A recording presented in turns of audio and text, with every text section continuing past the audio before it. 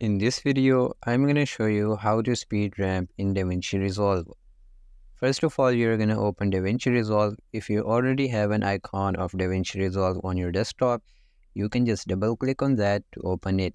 But if you don't have that icon, you're going to type into the search box of Windows for Davinci Resolve. After that, you will be able to see here Davinci Resolve in the search results, so just click on that to open it. First of all, you want to create a project. So to do so, you're going to click on New Project and then type in the name of your project. Once you have done that, you can click on Create.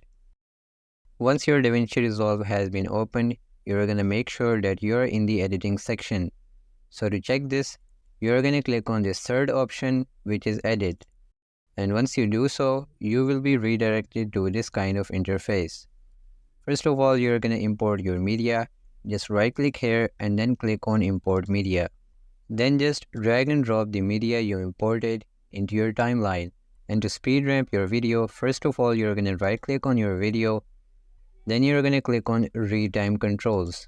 Then you're going to move your player to the place where you want to start the speed ramp. Then you're going to click on this small black arrow and then click on Add Speed Point. Similarly, you're going to do the same for your point where you want to end your speed ramp. Just move your player over there. Again, click on this black arrow and then click on Add Speed Point.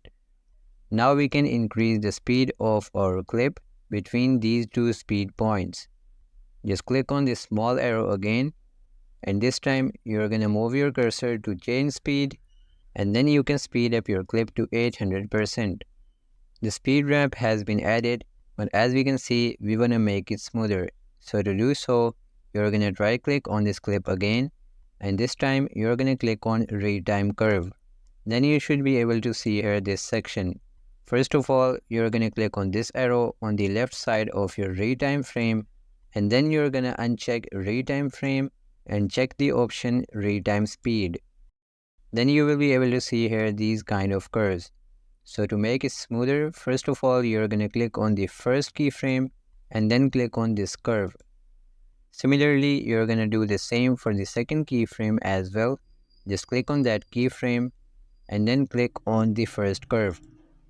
To make them more smoother, you're going to click on your keyframes and then you're going to drag the corners to the outer side. Do the same for the second keyframe as well.